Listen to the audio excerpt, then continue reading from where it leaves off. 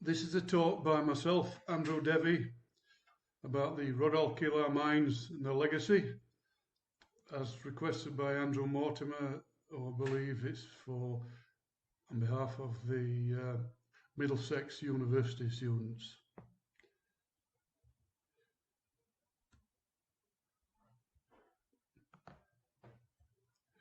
Just a little bit about myself. I'm actually a fifth generation miner, born in Wakefield, West Yorkshire back in 1956. I hold a mining surveyor certificate from 1978 and also a colliery manager certificate from 1984. I've been a chartered mining engineer since 1985, and I presented two papers to my institute back in the early 1990s. One about changing the culture in development drivages, and the second one about motivating men to achieve high achievements levels. And we actually broke the European record for coal production, for a week's coal production, back in 1992. I've also presented at international conferences in London and Wengen in Switzerland. In total, I've 24 years of experience within the UK mining industry at all levels, from being a coalface worker to colliery general manager, which was my position at the last two mines during the last 5 years of my mining career. I've subsequently recruited into the UK insurance industry for a 14-year period and worked as a special risk surveyor and also an industrial crime specialist for the Royal and Sun Alliance. We have a place in Almeria province, and I am fluent in Spanish. I'm the author of 7 books. 5 have already been published, 2 by Schiffer Military History back in 1999, a 3rd by Potsdam Palace Verlag, which was a German edition of one of the original books back in 2001, self-published twice, and I've got 2 books, one in English and one in Spanish, editions of the same book in the final stages of publication for this year. I've also done about 40 magazine articles, mainly on my other passion, which is solar astronomy. I am an outreach specialist in English and Spanish languages. Okay, just to give you the location, we're in the Almeria province in the southeast corner of Spain. The Rodalquilar mine is just to the east of Almeria, and I live about 25 miles geographically north near a town called Bedar, also a mining area. I'm going to refer briefly to the geology of the area and not go into any great deal of complexity, but there's actually a volcanic caldera here centered on Rodalquilar, with the volcanism taking place between 15 and 7 million years ago, which in geological terms quite recent. The surrounding light blue area is a volcanic caldera, and the green area in the center are igneous intrusions in the form of andesites. The early mining in the area started in the 16th century, and back in 1509, concessions of alum were granted by the then Bishop of Almeria to a fellow called Francisco de Vargas that started alum mining, which is a white crystal which I believe was used for assisting to get different coloured dyes into clothing. There were pirate assault in the area back in 1520, which caused temporary cessation of activity, and then in 1565, the mines were seized by King Felipe II. 1575, resumption of regular activity, and then it definitely closed in 1590. The minerals that have been mined in this area are alum, which is a mixture of aluminium and potassium sulfate, lead and silver. They were combined in a compound called argentiferous galena, which is a lead ore, copper, gold, zinc, and also there's been some mines in the early 20th century mining cobblestones from the regular formation of the granite pillars. This is an impressive piece of gold within some quartz that you can see. To give you an idea of scale, it is 1 millimeter square, so it's micro photography there. This is one of the alum mines that I mentioned. It is located on the main road between Rodalquilar and, I forgot the name of it, Herrera, sorry, Las Hortiquelas. And these date back from the 16th century. They remain untouched. You've got a typical excavation there marked in the red circle, which is where the quarries are. The white areas where they were doing the processing, and then the yellow area, typical tips. Just to give you an idea of the scale, this is Rodalquilar is the centre there in the red circle. And these are all the various mining concessions that have been registered over the centuries. The first extraction of the argentiferous galena took place at Las Chicas, the young girls' mine, in 1864, and continued in the Ronde El Resto and La Consulta mines to the end of the 19th century. One of the problems is that the world market price of lead collapsed in the mid-1880s and it became uneconomical. After 20 years of rumours, gold was actually confirmed almost 20 years later in 1883 in the Las Chicas mines, and they found small flecks of gold running within, or particles of gold running in some rich quartz veins. That prompted a huge search for reserve sites in the surrounding areas. In 1924, there was also a platinum discovery, quote unquote, which set off a bit of a fever, and it turned out to be a scam. Typical mining activity, you can see the tunnel there, that's where they're pursuing one of the quartz veins. There's been about 100 mining companies that's passed through Rodalquilar in the 19th and 20th centuries.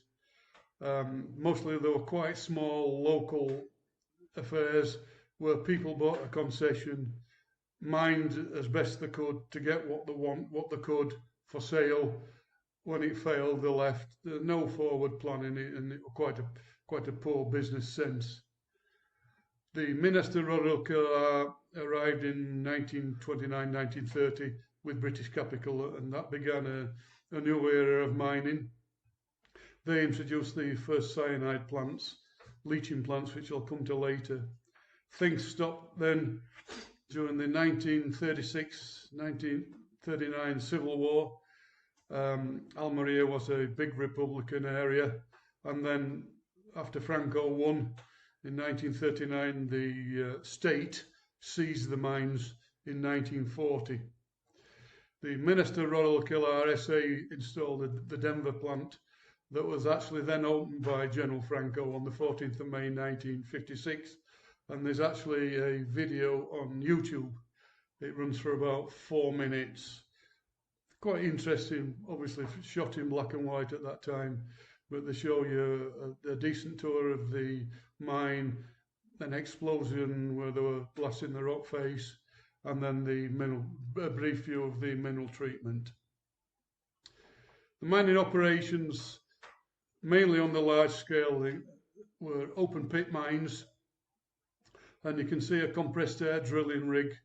They were drilling 5-centimeter holes at specific distances apart, and they were blasting the rock using dynamite charges set on top of ammonium nitrate and diesel main charges. The tunnel that you can see there to the left was actually an access tunnel to allow them to dump the material, the sterile material that were getting in their way. The early transport systems, it was transported and extracted and either smelted on site, and then they used mules and donkeys. There weren't, we don't believe, any rails at that time in this area, but there were 2 aerial cables were installed at the beginning of the at the beginning of the 20th century. I don't believe there are any existing photographs. There's certainly none that I know of that area. In the 1930s, the areas underwent a significant expansion, and the small rural community jumped to about 1,000 people. This was the original door plant that was installed in 1930. That's a photograph of it in its heyday, and that introduced the first cyanide leaching process into the Rodalquilar mining operation, which I'll come to in a little bit more detail later. That's a photograph of the door plant, and also the steel tower is what we call a headgear, which is the winding arrangement situated over the top of the mining shaft. This particular one had 3 levels that were at a depth of 20 meters, 55 meters, and the deepest at 70 meters. And material came straight up there and were fed directly into the door plant. The first lorries were used in the 1950s, and there's an example showed there. Well, they were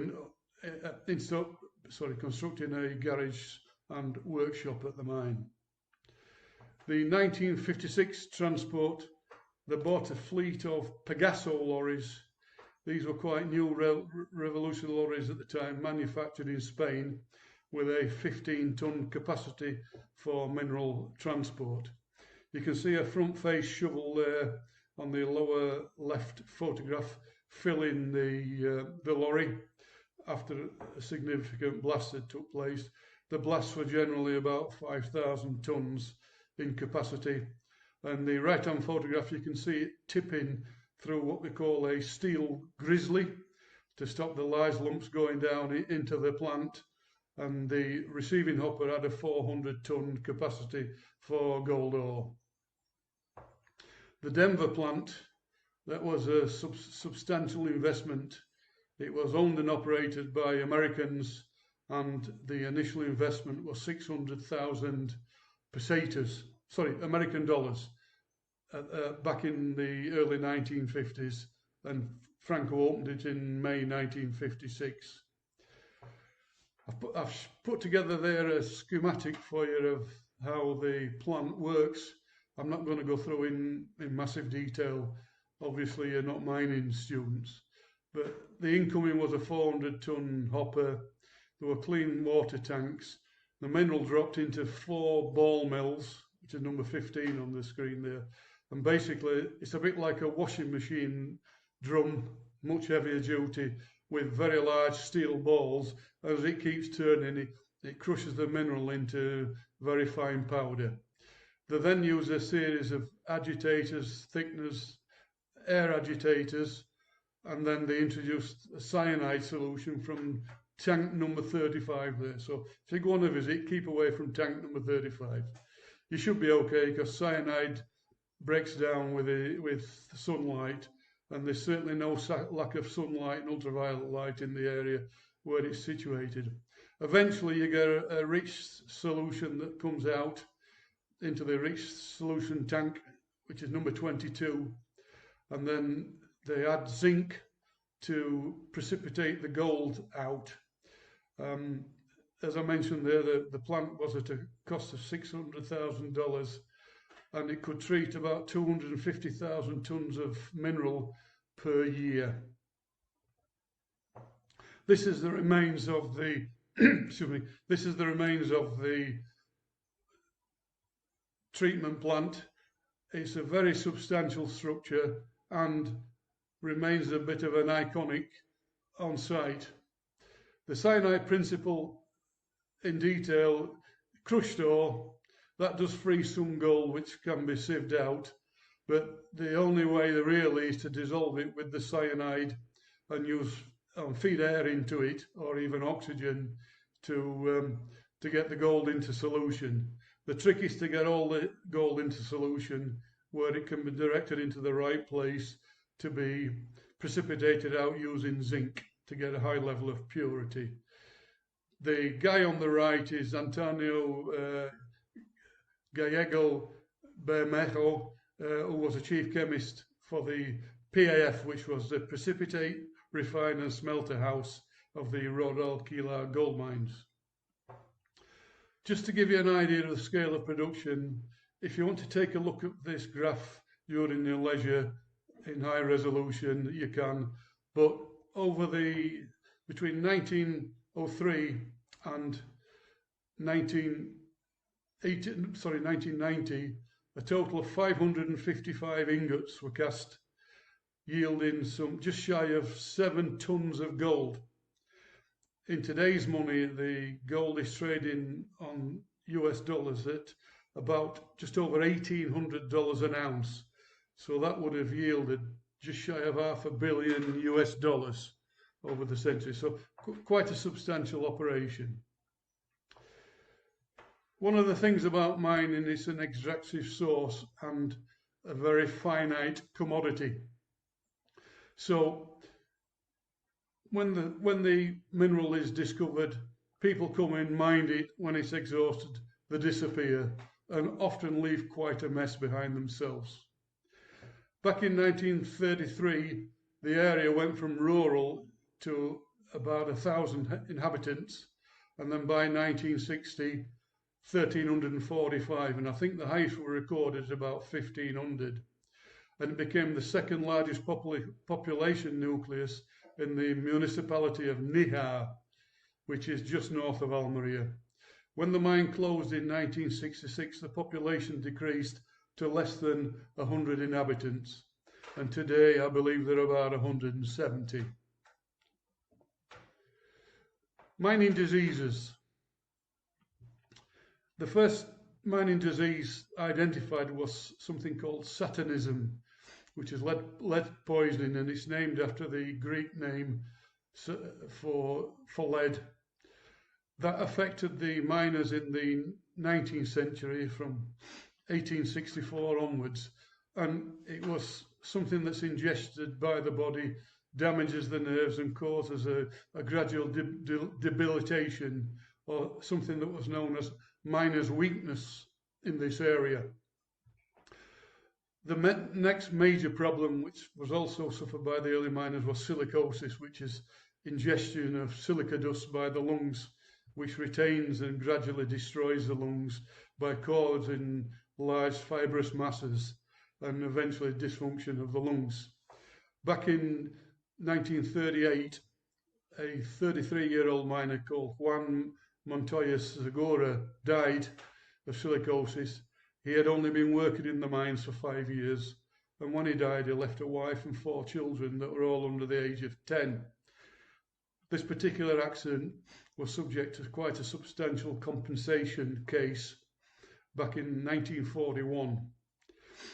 In the 1930s, out of the 120 underground miners, 10 of them died of silicosis, and a further 41 were rendered incapacitated and unfit for work. The problem was that the new rotary hammers that they had in the 1930s were compressed air fed. So yes, they were very, very good at drilling and also extremely good at generating dust. Later, water was introduced into the mechanism and the rotation, and that acted as a dust suppressant. Now, the other problem is miners don't like getting wet, so a lot of miners would prefer to put up with the dust rather than get soaking wet and walking about in mud. The actual water, if it was used together with dust mass, did create a significant decrease in cases of silicosis. By the time of the mine's closure in 1966, the mine employed 355 employees. Those with the families, if they all had a wife and a few children, you can see very quickly how once the mine had closed, 1,200 or 1,300 people suddenly left the area and left it all to be abandoned. So the mining legacy, which is what I believe your students will be more interested in. One of the major problems is land contamination, the contamination of soil, plants. The animals feed on the plants. You get regular goat herders, or paso de cabras as they're called here in Spain, that will take their animals across the contaminated area. And the worst offending agent is arsenic from the ore. There's lots of derelict buildings in the area. Most of the 1956 housing remains derelict. There are also open pit workings.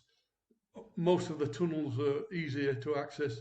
And also Spain, particularly the area where I live, is notorious for unmarked and unfenced mine shafts that can be up to 100 or even more meters deep.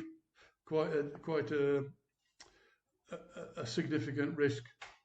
The buildings have been used specifically for film sets for quite a number of major Hollywood movies.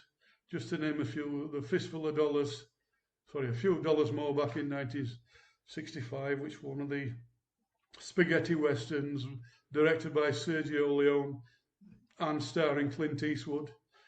A sci-fi film called Solar Babies was shot in 1986. Part of the tunnel I showed you earlier was used in the Indiana Jones and the Last Crusade film back in 1989, and also a new film called The Reckoning in 2003. The other thing is the area now is a huge area for tourism. There are mining and geology field trips, but there's also the Ruta Minera, which is the miners' walk, where it's quite a gentle walk where people come to visit and have a walk and have a look around the gold mine, and everybody expects to find gold, but you don't. There's also a significant museum and visitor centre in what was the old gold preparations / smelting building. Just to show you a few photographs here, this is Las Minas de Albayan, and that was significant investment back in 1929, and then it was expanded in 1932, which is the top right-hand photograph. And then some 80 odd years later, you can see the ruins of the building from the same perspective. Mine buildings tend not to last long, particularly if people are in pinching windows and robbing timbers from roofs, etc. Things tend to get reprocessed once they're abandoned, or the insects get in and very quickly rot the timber in this area.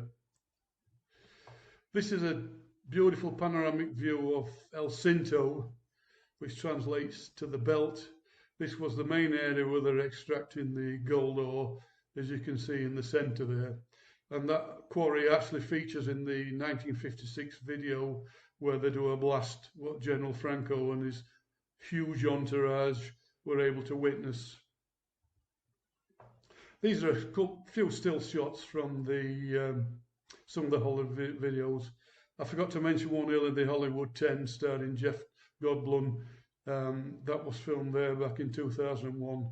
There's a still from the Solar Babies there where they've got cell block A and B on part of the old preparation plant. It was converted into a castle in the Reckoning in 2003, and they even brought their own fake snow in to make it look realistic.